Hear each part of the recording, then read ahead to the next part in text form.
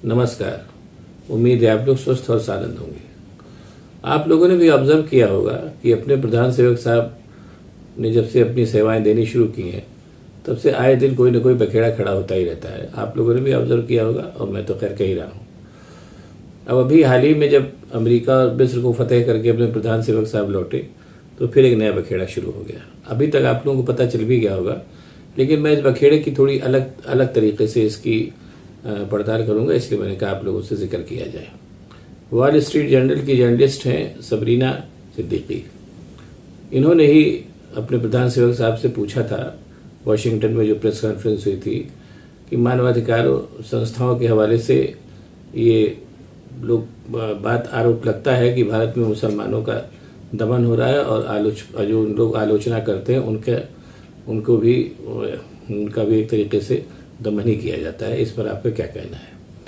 अपने प्रधान सेवक साहब ने जवाब दिया, लेकिन वो मूल सवाल से कन्नी काट गए और लोकतंत्र की दुहाई दे करके एक जवाब उन्होंने दे दिया। बात खत्म हो गई। लेकिन अब प्रधान सेवक साहब से किसी ने भी कोई सवाल पूछ लिया और वो भी बाद में पता चला कि वो मुसलमान पत्रकार थी, तो जाहिर सी बात है अंधभक्तों का नाराज होना बनता है और वो नाराज हुए। और इनके पास एक जो पुराना एक सिलसिला चला हुआ है कि जो अंधभक्तों ने जब नाराज होते हैं तो वो ट्रोल सेना को जैसे लुकारा जाता है वैसे लुकार लिया जाता है।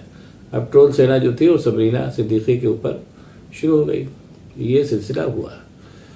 अब आजकल की दुनिया में कोई चीज़ छुपी नहीं रहती है, तो जब ये बात अमेरिका तक पहुंची और पूरा ट्रोलिंग की बात वहाँ पता चली तो वाशिंगटन में व्हाइट हाउस से बहुत ही ज़बरदस्त उसका प्रतिवाद किया गया और बहुत कड़ी चेतावनी व्हाइट हाउस ने दी कि पत्रकारों पर हमला या ट्रोलिंग जो है हमें बिल्कुल बर्दाश्त नहीं है और इसको तत्काल बंद किया जाए, वरना अमेरिका की तरफ से इसका बहुत ही कड़ा प्रतिकार और कड़ा जवाब दिया जाएगा। ये बात हुई। अब जो भी होगा इसके अब यहाँ पर मेरा ये कहना, ये तो एक इतनी मोटी सी कहानी है जिसको सभी जान रहे हैं, जान ही चुके हैं। क्योंकि बात शुरू करनी थी इसलिए मुझे भी शुरुआत तो कहानी से ही करनी पड़ेगी।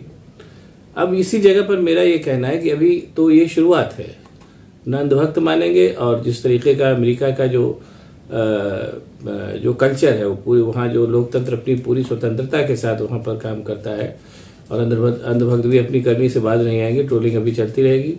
ये सिलसिला जो है कुल मिलाकर के अमेरिका और हिंदुस्तान के संबंधों को खराब करने में बहुत दूरगामी असर डालेगा। ये मैं अभी से कह दे रहा हूँ, आप लोग भी इसको देख लीजिएगा। अब फिलहाल मैं बात करता हूँ थोड़ी सी इस घटना से संबंधित एक दो घटनाएं मैं और बताऊंगा, उससे आप लोग जब इसको को रिलेट करेंगे तो आप लोगों की समझ में आ जाएगा। मैं बात कर रहा हूँ बाबरी मस्जिद आंदोलन के समय की।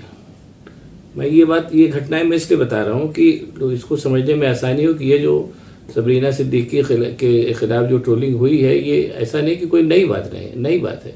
भारतीय जनता पार्टी के कल्चर में ये बात है कि वो जो उनकी बात नहीं मानते हैं या जिनको उनको लगता है कि वो उनका विरोध कर रहे हैं, वो कर रहे हो या ना कर रहे हो, अगर उनको लगता है तो फिर वो किसी भी हद तक उतर आते हैं। इसी से संबंधित मैं आपको एक घटना बताने जा रहा हूँ। आप लोगों को याद होगी, जो पुराने लोग हैं और नए लोगों को मैं बता दे रहा हूँ। मंदिर ये बात आंदोलन के समय की, जब बाबरी मस्जिद और राम जन्मभूमि का आंदोलन चल रहा था और जिस समय वो भीड़ वहाँ इकट्ठा हुई थी बाबरी मस्जिद को तोड़ने के लिए, उस समय सारे पत्रकार वहाँ पर इकट्ठा हुए थे। वो एक ऐसा इंटरनेशनल इवेंट थी कि उसमें लोगों को जाना ही बनता था। तो जितने कार सेवक वहाँ पहुंचे थे, कार सेवा करने के बहाने से उन कार सेवकों ने, चूंकि एक इंटरनेशनल इवेंट थी, इसलिए सारे जर्नलिस्ट को वहाँ पहुंचना था, वो सब पहुंचे और उनका काम था कि जो घटना घट रही वो उसको कवर करें।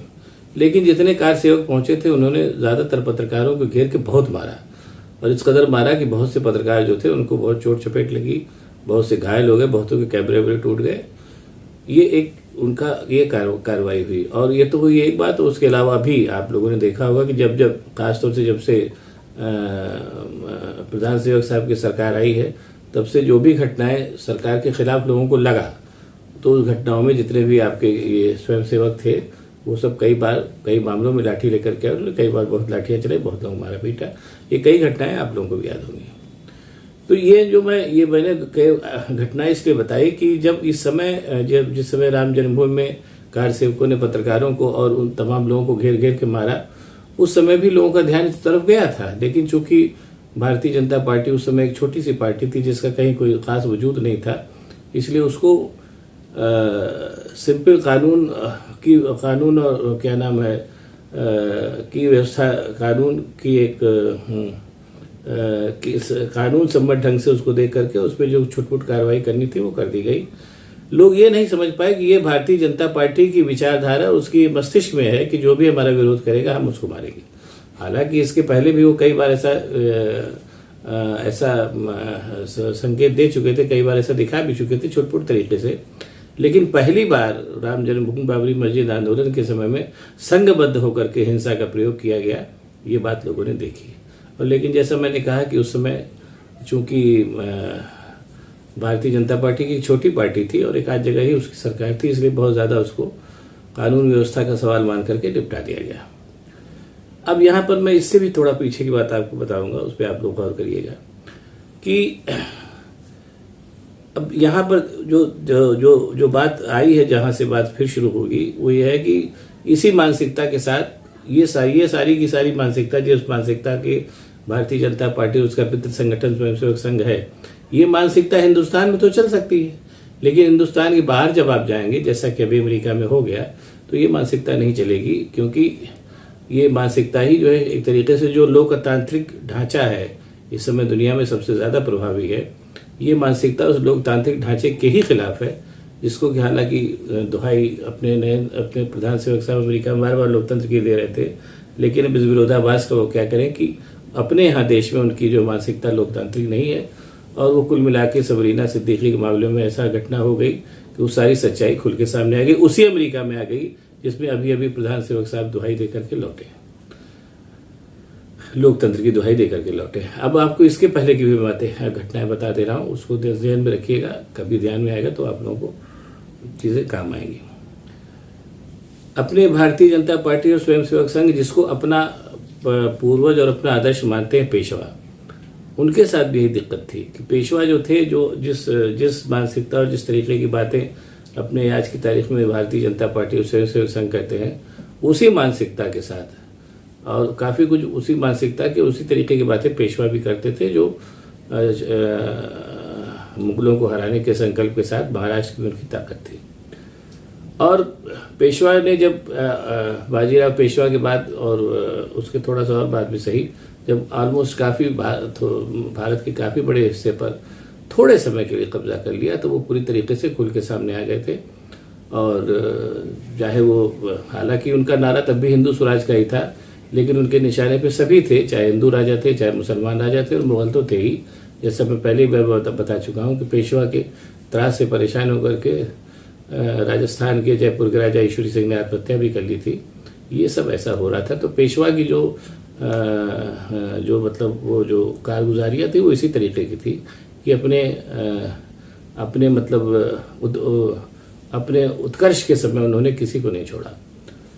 वो सिलसिला भी चला, लेकिन कहीं न कहीं फिर बाद में पेशवा का संघर्ष जो था, वो जितने हिंदुस्तानी राजा थे, चाहे वो या सम्राट थे, चाहे वो मुगल रहे हों, चाहे वो राजपूत रहे हों, चाहे जो भी रहे हों, उन लोगों ने एक लिमिट के आगे पेशवा का नुकसान नहीं पहुंचाया। लड़ाई बड़ाई तो चलती रही, लेकिन जब बाद में, अब चूंकि वो समय ऐसा था कि उसमें देशी विदेशी सभी शक्तियां हिंदुस्तान के ऊपर आ रही थी, और वो समय नहीं, हमेशा से ऐसा रहा है कि दुनिया में आप अलग थलग नहीं रह सकते, देशी विदेशी शक्तियों सबसे आपको तालमेल करना पड़ता है। तो उसके बाद फिर 2 भीषण लड़ाइयाँ हुई पेशवा की। पहली लड़ाई तो पानीपत की तीसरी लड़ाई हुई अहमद शाह अब्दाली के साथ, जिसमें पेशवा पूरी तरीके से उनके वंश का मतलब ऑलमोस्ट नाश हो गया, क्योंकि जो विदेशी शक्तियाँ होती हैं वो आपके ऊपर एक लिमिट के आगे बाद रहम नहीं करती हैं। और उसके बाद फिर पेशवा का सामना अंग्रेज़ों से हुआ। अंग्रेज़ थोड़ा सा बहुत फिर भी, चूँकि लोकतांत्रिक मिजाज के आदमी लोग थे और ब्रिटेन में लोकतंत्र था, इसलिए उन्होंने भी पेशवा को सांघातिक धक्का पहुंचाया। मारा तो नहीं, लेकिन पेशवा के जो 2 परिवार था, एक परिवार को उन्होंने चित्रकूट भेजा और दूसरे परिवार को उन्होंने बिठूर भेजा, और इस तरीके से पेशवाई ख़त्म कर दी। और जो थोड़ी बहुत पेशवाई बची थी वो 1857 के स्वतंत्रता संग्राम में अंग्रेज़ों ने ख़त्म कर दी। तो इसीलिए ये जो भारतीय जनता पार्टी का जो अंतर विरोध और विरोधाभास से स्वतंत्र उनकी विचारधारा को लेकर के, वो सारे विरोधाभास हिंदुस्तान के अंदर तो चल सकते हैं और अभी तक चले ही चले, लेकिन उनके साथ मजबूरी ये है, और ये शायद ये कह लीजिए कि दुनियावी राजनीति की मजबूरी है, कि जहाँ कहीं आप इस मानसिकता के साथ दुनियावी ताकतों से टकराएंगे तो ये निश्चित जानिए कि फिर आपको पराजय ही झेलनी पड़ेगी, जैसा मैंने बताया। और जैसा अभी मुझे लग रहा है अभी कि ये जो कांड हुआ है सब रीता सिद्दीकी की ट्रोलिंग वाला, ये बात आगे जाएगी और आगे जाएगी तो जो सो कहा जाता है बात निकलेगी तो फिर दूर तक जाएगी। जो भी होगा देखिएगा ये बात। अगर आपको हमारा वीडियो अगर पसंद आए तो इसको शेयर करिए, लाइक करिए और मेरे चैनल को सब्सक्राइब करिए ताकि मैं और भी ऐसी बातें आपको बताता रह सकूँ। बहुत बहुत धन्यवाद। नमस्कार।